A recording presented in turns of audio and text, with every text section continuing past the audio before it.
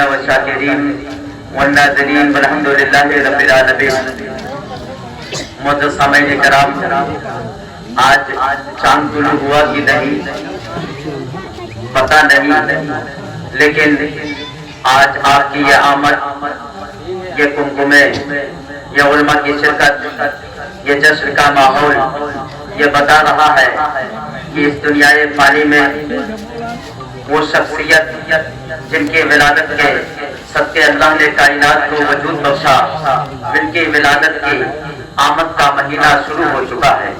آپ کی یہ محبتیں دیکھ کر اور آپ یہاں آ کر کے اس بات کا ثبوت دے رہے ہیں کہ واقعی جس آقا کے صدقے اللہ نے ہمیں زندگی بخشی ہے، ہم اسی آقا کی بارگاہ میں عقیدت کا خراج پیش کرنے کے لیے یہاں آئے ہیں۔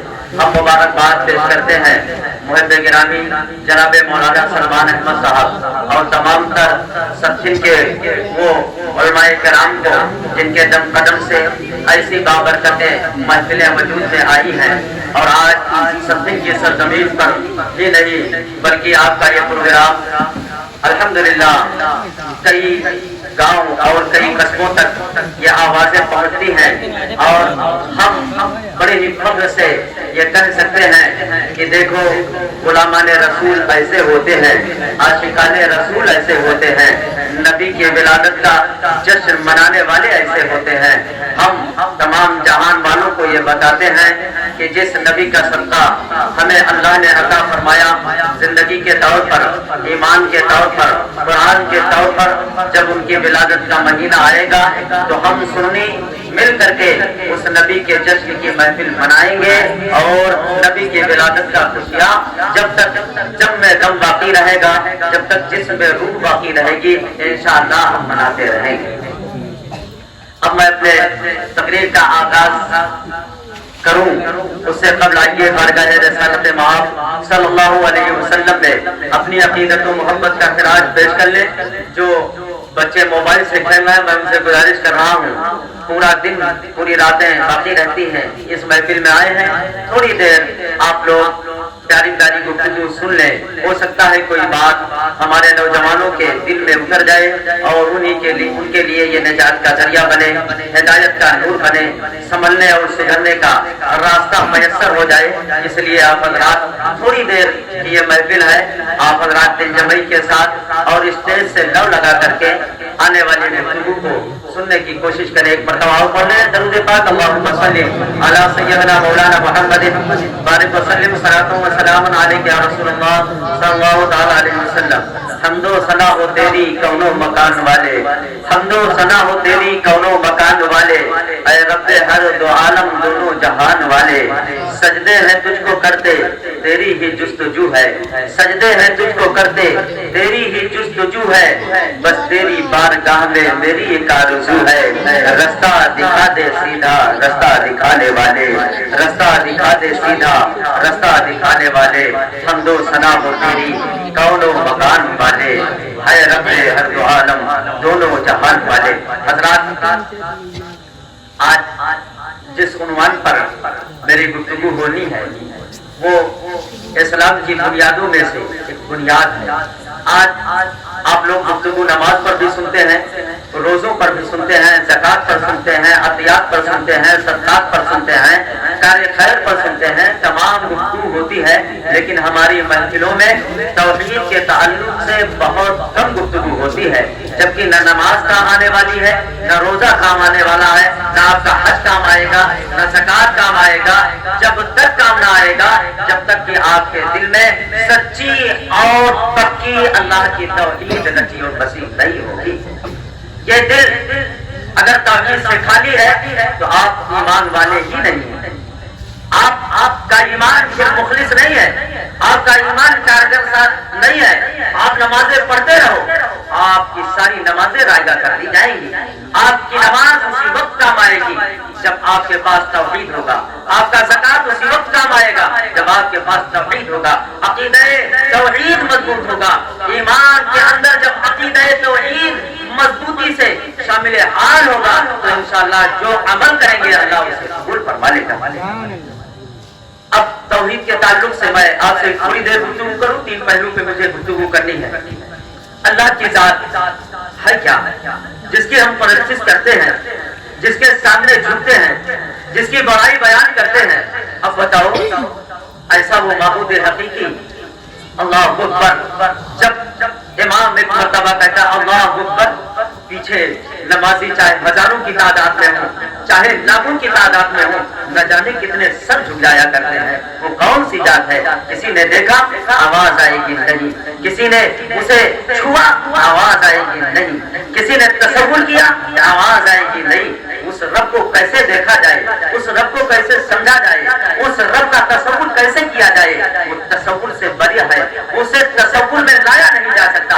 اگر آپ اپنے ذہن و فکر میں کریں کوئی بات، کسی کے جسم و جسمانیت کی جب بات آتی ہے کہ فلاں بڑا سندر ہے، بڑا خوشنما ہے، بڑا خوبرو ہے، بڑی اچھی چیز ہے، تو کوئی چیز ذہن میں آ جاتی ہے۔ جب کسی اچھائی کا تذکرہ ہوتا ہے تو اس سے بڑھ کر کوئی چیز ذہن میں آتی ہے، شاید یہ اس سے بڑھ کر ہو۔ اگر کوئی خوبصورتی کا ذکر ہوتا ہے تو ذہن میں خیال آتا ہے، شاید یہ اس سے بڑھ کے خوبصورت ہو، اس سے بڑھ کے حسین و جمیل ہو۔ لیکن یہاں یہ تصور کرنا بھی محال ہے، ناممکن ہے کہ رب کی ذات وہ کیسی ذات ہے، وہ خوبصورت کیسا ہوگا، وہ خوشنما کیسے ہوگا، وہ خوبرو کیسے ہوگا۔ اس لیے کہ اس کی کوئی مثال نہیں جو خوبصورتی سے دیا جا سکے، اسے تصور میں کیسے بسایا جا سکے، جبکہ خیال سے بری ہے، خیال مخلوق ہے، اور اللہ جس خیال میں آ جائے وہ رب کی ذات نہیں ہو سکتی ہے۔ اسے تصور میں بسایا نہیں جا سکتا، اسے آنکھوں سے دیکھا نہیں جا سکتا، اسے کانوں سے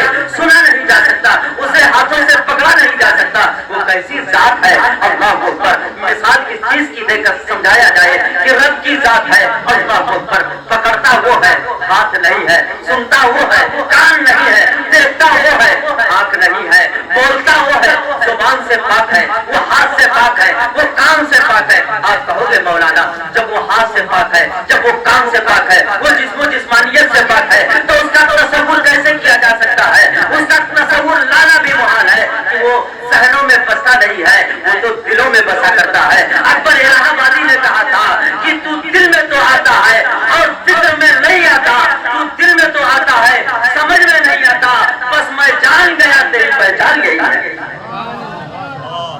تو دل میں تو آتا ہے سمجھ میں نہیں آتا، میں جان گیا بس تیری پہچان یہی ہے۔ جو ذہن و فکر میں سما جائے وہ ذات رب کی نہیں ہوتی۔ اب رب کو تمہیں سمجھنا ہے تو کیسے سمجھو گے؟ اس کے صفتوں سے سمجھو، اس کے کمالات سے سمجھو، اس کی عظمتوں سے سمجھو۔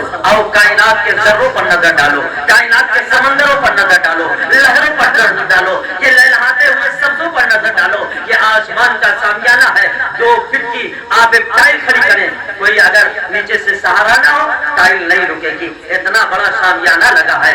آپ اتنی بڑی کائنات میں یہ زمین کا فرش بچھا ہوا ہے، یہ زمین کو قبضے میں اللہ نے کر کے اس کے اندر میٹھی ڈال رکھی ہے۔ پہاڑوں کا یہ نظام کا چلنا، یہ سورج کا نکلنا، یہ چاند کا چمکنا، یہ ستاروں کی جگمگاہٹ، یہ انسانوں کا چلنا، یہ ہمارا بولنا، یہ جسم میں روح اور روح کے ساتھ زندگی، یہ جو کچھ ہے یہ بتاتا ہے کہ کائنات کو چلانے والا کوئی ہے، اور ہے تو کسی کی ذات نہیں، وہ پروردگار کی ذات ہے، وہ وحدہ لا شریک کی ذات ہے، وہ اللہ کی ذات ہے، اور کوئی ذات نہیں ہے۔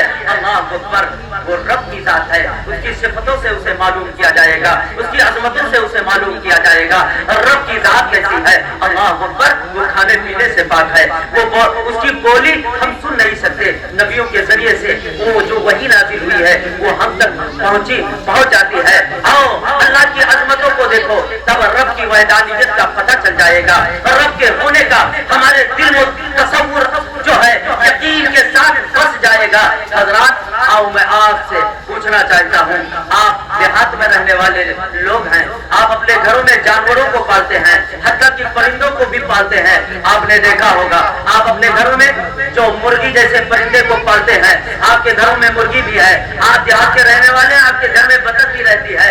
آپ نے دیکھا ہوگا ایک مرغی جب اپنے بچوں کی پرورش کرتی ہے تو اس کے نیچے انڈے رکھ دیے جاتے ہیں، چند دن بعد، ایک مہینے بعد تقریباً اس انڈے سے چوزے نکلتے ہیں، بچے نکلتے ہیں. ایک مرغی کے نیچے ہم نے 2 قسم کے انڈے رکھ دیے. ایک انڈا مرغی کا تھا اور دوسرا انڈا بطخ کا تھا.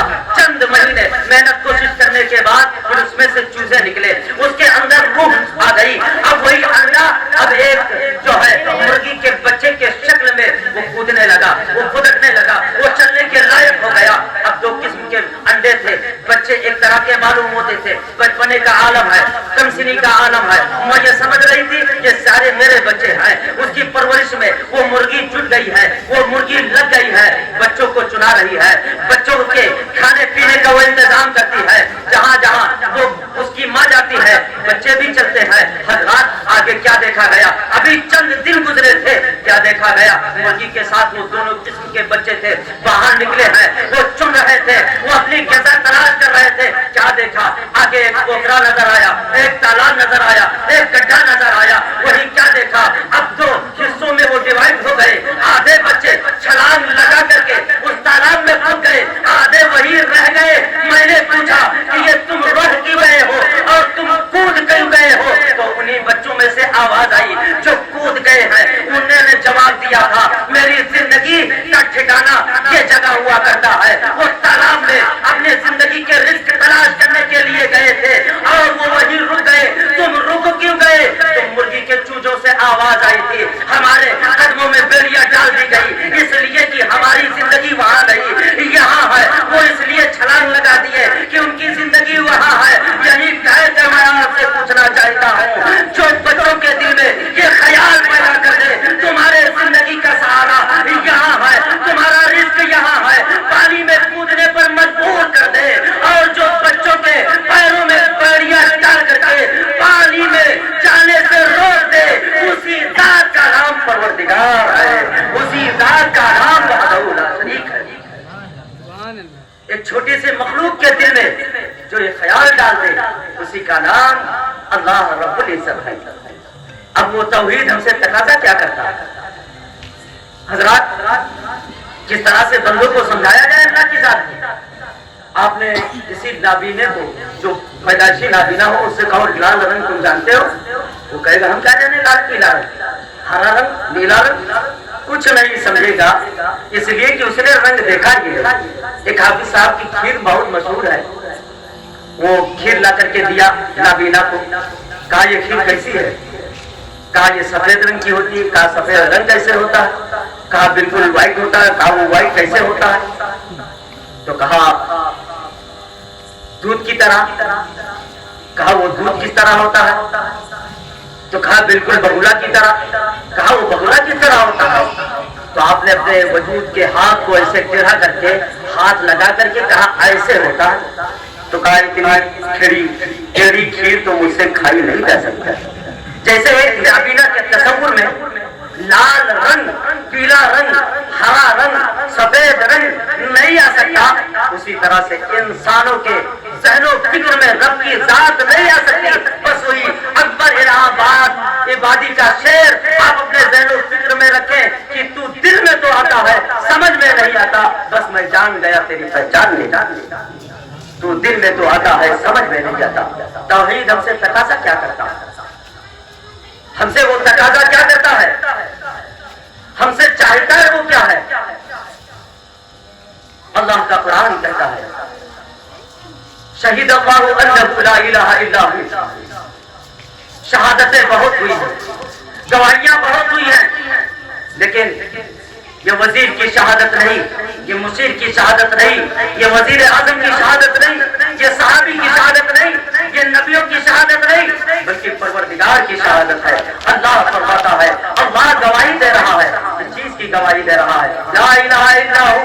اللہ فرماتا ہے لا الہ، کوئی معبود نہیں، کوئی عبادت کے لائق نہیں، کوئی پرستش کے لائق نہیں. اگر کوئی عبادت کے لائق ہے تو میں میری ذات تمہارا پروردگار اللہ ہے، اسی کے سامنے جھک جاؤ، اسی کو بندگی کے لائق سمجھو، اسی کی بارگاہ میں سجدہ کرو، وہی عبادت کے لائق ہے. حضرات یہ گواہی رب نے دی ہے، سب سے پہلے رب نے دی ہے، اور رب نے اپنے نبیوں کے ذریعے گواہی دلوائی ہے. فرشتوں نے بھی اس کی شہادت دی ہے، حتیٰ کہ اہل علم حضرات نے بھی اس کی گواہی دی ہے، اور اہل علم حضرات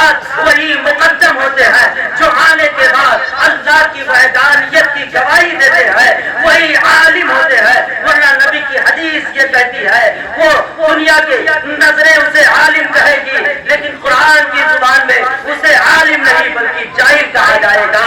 جو عالم دنیا میں آ کر کے اللہ کی وحدانیت کی گواہی نہ دے، شہادت نہ دے، وہ عالم ہو ہی نہیں سکتا۔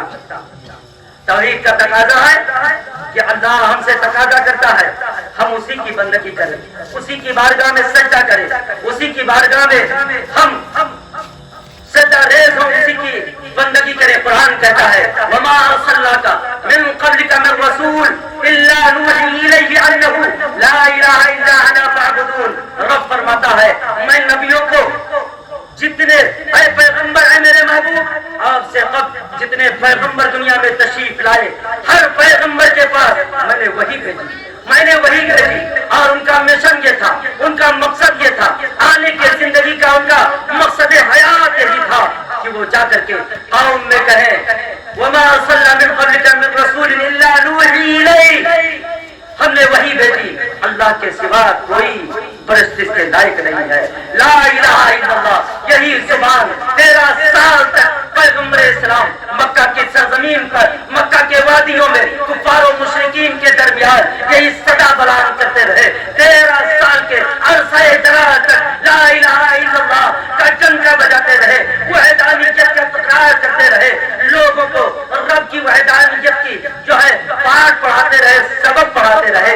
یہی بولی حضرت آدم بولے ہیں، یہی بولی حضرت یوسف بولے ہیں، یہی بولی نوح بولے ہیں، یہی بولی موسیٰ کلیم اللہ بولے ہیں، یہی بولی عیسیٰ روح اللہ بولے ہیں، اور یہی بولی محمد رسول اللہ بولے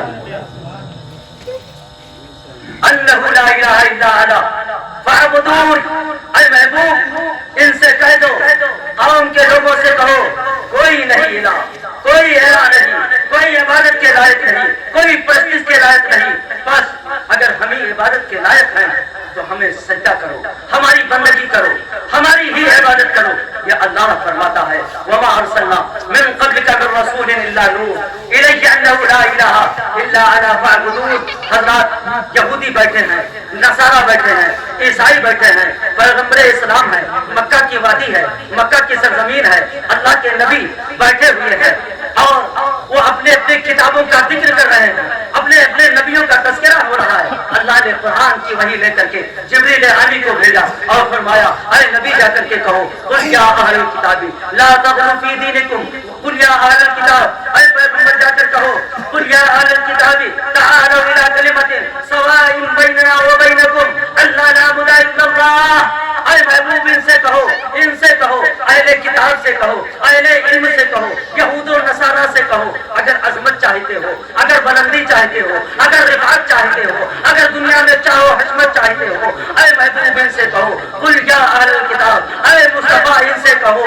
پھر وہ ادھر ادھر نہ بھٹکے، ادھر ادھر نہ جائے، معبودان باطل کی پرستش نہ کریں۔ حضرات اس وقت بھی یہودی اور نصارہ جانتے ہو عبادت کرتے تھے، اللہ کو ایک مانتے تھے، لیکن اللہ کے ساتھ اور معبودوں کو شریک حال جانتے تھے۔ وہ کہتے تھے یہ دستگیری کرنے والے ہیں، یہ رہنمائی کرنے والے ہیں، یہ پانی برسانے والے ہیں، یہ ہماری مدد کرنے والے ہیں۔ کہا آپس میں ہم خدا نہیں مناتے، اللہ کے حبیب پر وہی نازل ہو گئی۔ اللہ اکبر، پیغمبر اسلام یہود و نصارہ سے کہنے لگے ایک اللہ کی پرستش کرو، وحدانیت کا ڈنکا پیغمبر بجا رہے ہیں۔ کہا کیا مطلب؟ ہم آپس میں خدا نہیں بناتے۔ قرآن نازل ہو گیا، یہ کہتے ہیں عزیر ابن اللہ، یہ عیسیٰ کے بیٹے، یہ عزیر ابن اللہ، عزیر اللہ کے بیٹے ہیں، عیسیٰ ابن مسیح ابن اللہ، عیسیٰ اللہ کے بیٹے ہیں۔ اللہ اکبر، میرے مصطفیٰ نے فرمایا اگرچہ تم خدا کو ایک مانتے ہو لیکن خدا کا بیٹا ہی نہیں مانتے ہو۔ انہوں نے یہ نہیں کہا تھا کہ اللہ نے اپنا بیٹا پیدا کیا ہے، بلکہ وہ اس زبان میں کہتے تھے جب کسی سے محبت زیادہ ہو جاتی ہے اور قریب ہو جایا کرتا ہے تو اسے اپنا بیٹا بنا لیتا ہے۔ چونکہ عزیر اللہ کے اتنے محبوب ہو گئے، اللہ کے اتنے حبیب ہو گئے، یہ اللہ کے بیٹے بن گئے ہیں، اللہ نے انہیں بیٹا بنا دیا ہے۔ عیسیٰ اتنے قریب ہو گئے ہیں، اللہ ان سے اتنی محبت کرنے لگا کہ انہیں اپنا بیٹا بنا دیا۔ اتخذ اللہ ولدا، رب نے جواب دیا مصطفیٰ ان سے کہہ دو اللہ نہ کوئی بیٹا بناتا ہے نہ اللہ کا کوئی بیٹا ہے۔ اور یہ تصور آ جائے اللہ کو بیٹا ہو سکتا ہے؟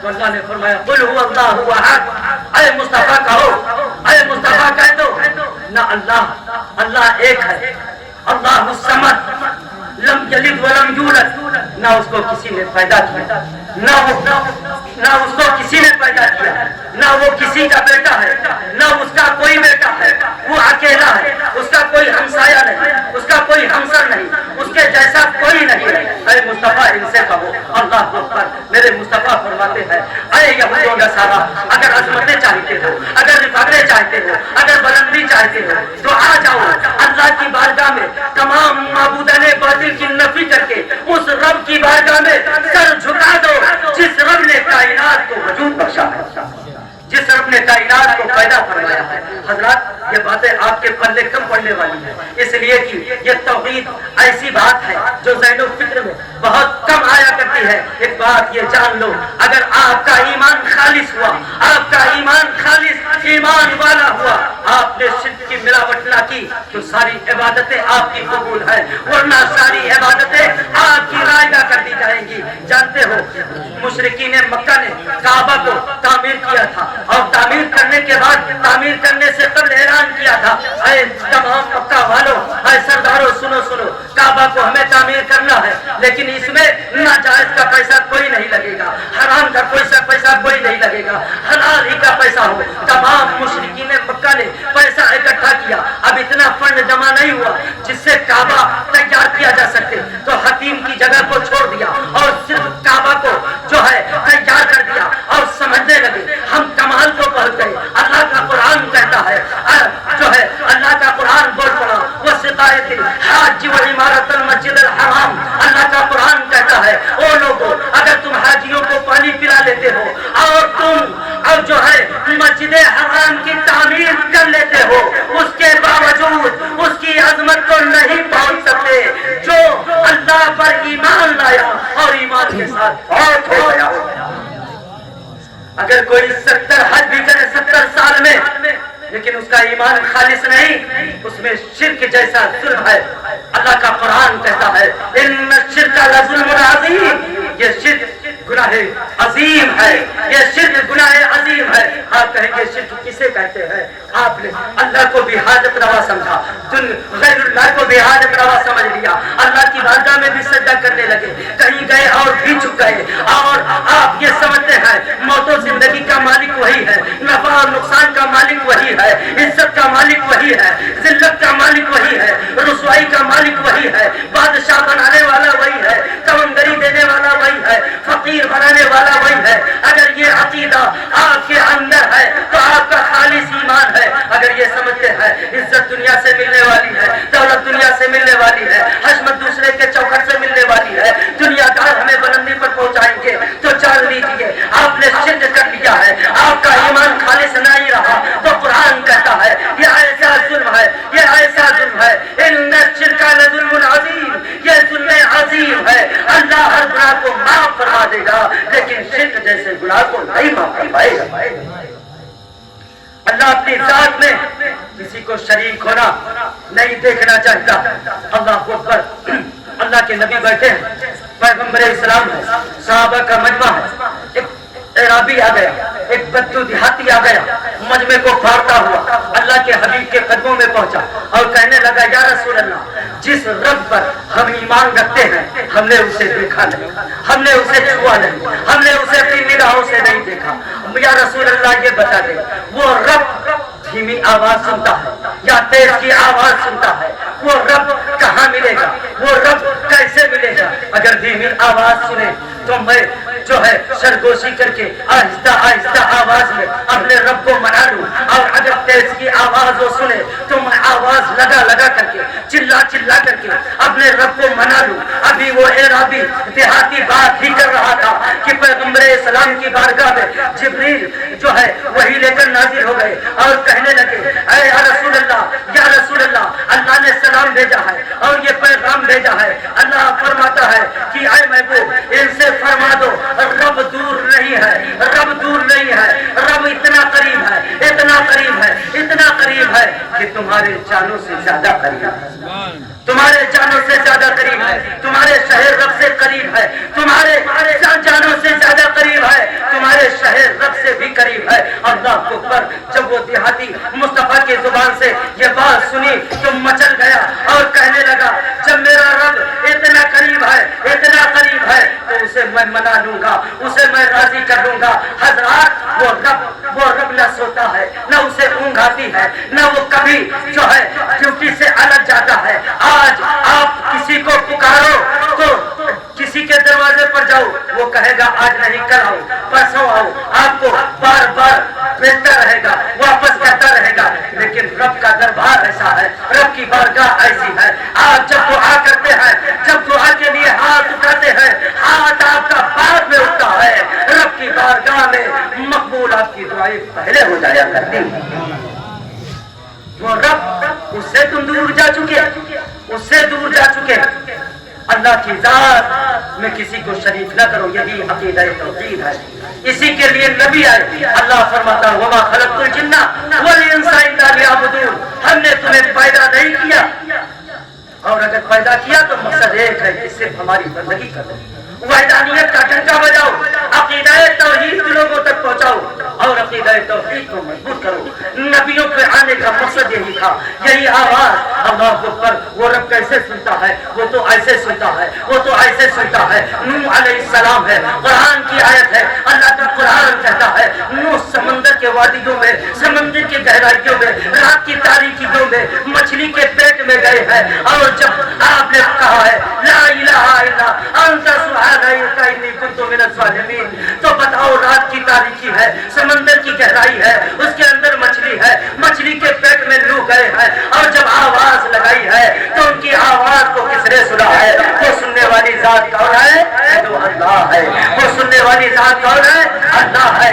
مچھلی کے پیٹ سے نکالنے والا کون ہے؟ اللہ ہے۔ دستگیری کرنے والا کون ہے؟ اللہ ہے۔ رہنمائی کرنے والا کون ہے؟ اللہ ہے۔ تو آتش کدا تیار ہے، نمرود جو ہے سامنے ہے، حضرت ابراہیم کے لیے آگ چڑھا دی گئی ہے، پرندہ بھی گزرے تو جل کر خاک ہو جائے، آگ میں گئے ہیں، جہاں کوئی بچنا جسے بچنا محال تھا حضرت ابراہیم گئے ہیں، اور ایک آواز بھی نہیں لگائی۔ دستگیری کرنے والا کون ہے؟ اللہ ہے۔ جس رب نے لوگ کو مچھلی کے پیٹ سے نکالا، جس رب نے یوسف کو کنویں سے نکالا بادشاہ بنایا، جس رب نے حضرت ابراہیم پر نارن کو گلزار کر دیا، جس رب نے حضرت سلیمان کو تخت دے دیا، جس رب نے زندہ عیسیٰ کو آسمان پہ بلا دیا، اگر ہم بندے اس رب کے ہو جائے، قسم خدا کی ساری کائنات ہماری ہو جائے گی۔ عقیدہ توحید کا یہ تقاضا ہے، اگر تم ایمان لائے ہو تو بس ساری دنیا چھوڑ کر کے ڈٹ جاؤ، عزت دینے والا اللہ ہے۔ یہ ہمارے ذہن و فکر میں بچ جائے تو در در ہم جا کر کے ٹھوکریں کھائیں گے، کسی کی جوتیاں سیدھا کریں گے۔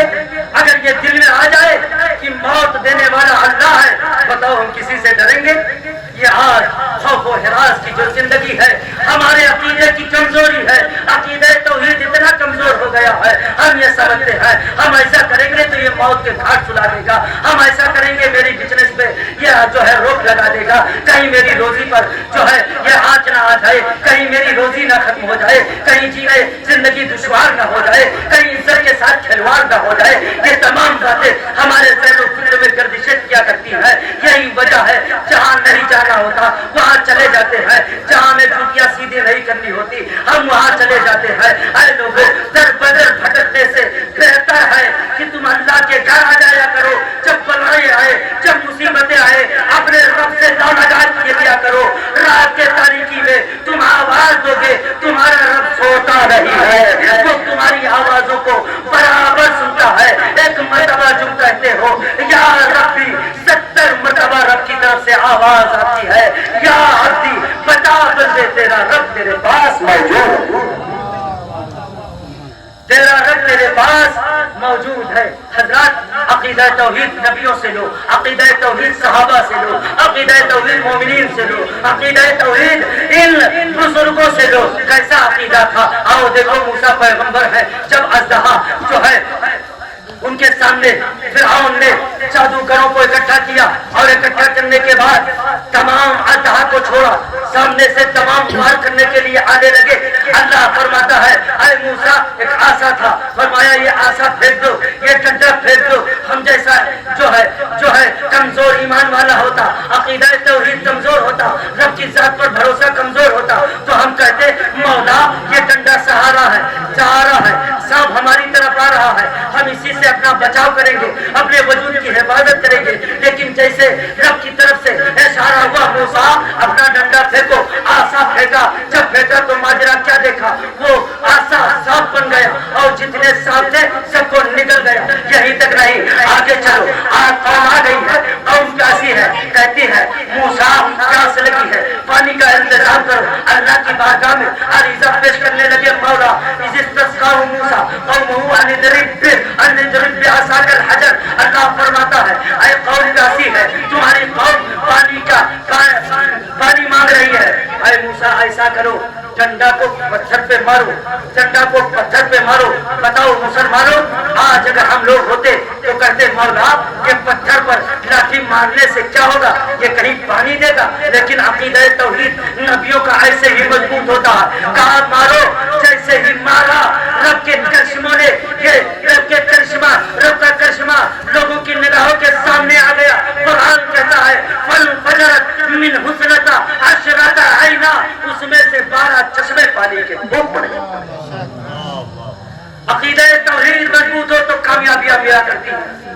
یہیں تک نہیں بلکہ حضرت موسیٰ ابھی بچپنے کے عالم میں ہیں، فرعون کا ظلم جبر آسمان پر سر چڑھ کے بول رہا ہے، جتنے بچے ہیں سب کو قتل کروا رہا ہے۔ حضرت موسیٰ کے دل میں اللہ نے وحی ڈالی، بچہ کو لو صندوق میں بند کر کے جاؤ ندی کے حوالے کر دو۔ اللہ اکبر، نبیوں کی ماں بھی کتنی عقیدہ توحید میں مضبوط ہوتی ہے۔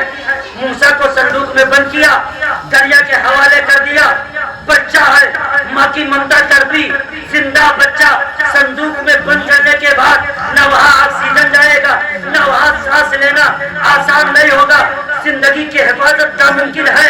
لیکن عقیدہ توحید سچ چڑھ کے بول رہا تھا، جس رب نے ہمیں یہ بچہ دیا ہے وہی رب میرے بچے کی حفاظت بھی کرے گا۔ صندوق میں ڈال کر کے دریا کے جب حوالے کر دیا، عقیدہ توحید جب مضبوط تھا تو اللہ نے انعام یہ دیا کہ دشمن کے گھر ہی میں حضرت موسیٰ کی پرورش اللہ نے فرما دی۔ فرعون کے گھر موسیٰ پروان چڑھ گئے، پھر دور آیا، آمنا سامنا ہوا۔ جب آمنا سامنا ہوا پھر لشکر لے کر کے موسیٰ کے سامنے فرعون آ گیا، موسیٰ نکلنے لگے، دریا سامنے آ گیا۔ اللہ اب کیا کرے؟ رب فرماتا ہے موسیٰ اپنے ڈنڈا کو پانی پر مارو۔ عقیدہ توحید مضبوط نہ ہوتا تو موسیٰ کہتے مولا پانی پر ڈنڈا مارنے سے کیا ہوگا، صرف پانی کے چند قطرے اوپر جائیں گے۔ لیکن بے چوچرا ڈنڈا مارا رب کے کہنے پر، عقیدہ توحید مضبوط تھا تو رب کی رحمتیں اس قدر برسی کہ دریا نے راستہ دے دیا، موسیٰ بھی گزرے، موسیٰ کی قوم بھی گزری۔ راستہ دیکھ کر جیسے فرعون داخل ہوا، اللہ نے فرعون اور فرعون کے ساتھیوں کو اسی دریا میں غرق کر دیا۔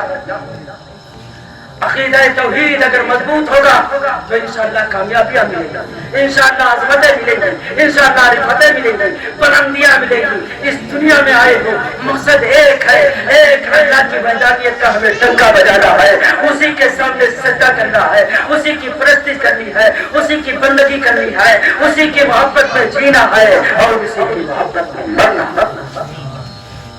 یہ عقیدہ اسلام کی بنیادی چیزوں میں سے پہلی چیز کا نام ہے اللہ کی ذات پر بھروسہ۔ اللہ واجب الوجود ہے اور ہمیشہ رہے گا۔ سب کو موت آ جائے گی لیکن رب کی ذات کو موت نہیں آنے والی۔ کائنات مٹ جائے گی لیکن پروردگار اسی طرح سے جیسے آج اپنے وجود کے ساتھ ہے ویسے ہمیشہ رہے گا۔ ہم بڑھتے ہیں، ہمارے اندر عظمتیں آتی ہیں، ہمارے اندر کامیابیاں آتی ہیں، لیکن رب کی ذات میں ایسا کچھ نہیں ہے۔ کل وہ ایسے تھا، آج ایسے ہو گیا، جیسے وہ کل تھا ویسے آج ہے۔ वैसे हमेशा रहेगा। उसकी जिंदगी اس کے لیے ہمیشہ کی ہے اور ہمارے لیے ہمیشہ کی نہیں ہے۔ حضرات یہ عقیدہ اگر لے کر کے آپ جیے تو انشاءاللہ یہ دنیا میں بھی آپ کو کامیابی ملے گی اور آخرت میں بھی اللہ آپ کو کامیاب عطا فرمائے گا۔ حضرات یہ آج کی محفل پہلی محفل تھی جس میں آپ لوگوں کی شرکت ہوئی۔ اللہ تعالیٰ آپ لوگوں کی شرکت کو اپنی بارگاہ میں قبول فرمائے اور یہ تمام تر علماء کرام کی محبتوں کو، ان کے کارناموں کو اللہ کی بارگاہ میں قبول فرمائے۔ کل کی محفل کہاں؟ پیٹر کوٹ میں ابھی 10:15 تک یہ پروگرام انشاءاللہ ختم کیا جائے گا۔ آج پہلا دن تھا اس لیے آج تھوڑا جلدی اس پروگرام کا اختتام ہوتا ہے۔ جتنی باتیں کہی گئی ہیں اللہ تعالیٰ اپنی بارگاہ میں قبول فرمائے اور ہم بندوں کو عقیدہ توحید پر مضبوطی کے ساتھ رہ کر زندگی بسر کرنے کی اللہ توفیق عطا فرمائے، خالص ایمان اللہ عطا فرمائے، مضبوط ایمان عطا فرمائے۔ اللہ کی ذات میں کسی کو نہ شریک کیا جائے نہ شریک سمجھا جائے، بس اللہ ہی دستگیری کرنے والا ہے، اللہ ہی مدد کرنے والا ہے، اللہ ہی رحم فرمانے والا ہے، اللہ ہی روزی دینے والا ہے، وہی موت دیتا ہے، وہی زندگی دیتا ہے۔ تبارک الذی بیدہ الملک وہو علی کل شیء قدیر، تمام کائنات کا بادشاہ وہ پروردگار ہے۔ ان اللہ علی کل شیء قدیر، ہر شے پر قدرت رکھنے والا، طاقت رکھنے والا وہی پروردگار کی ذات ہے اور کوئی ذات نہیں۔ کسی کے لیے بادشاہت نہیں، کسی کے لیے حکمرانی نہیں۔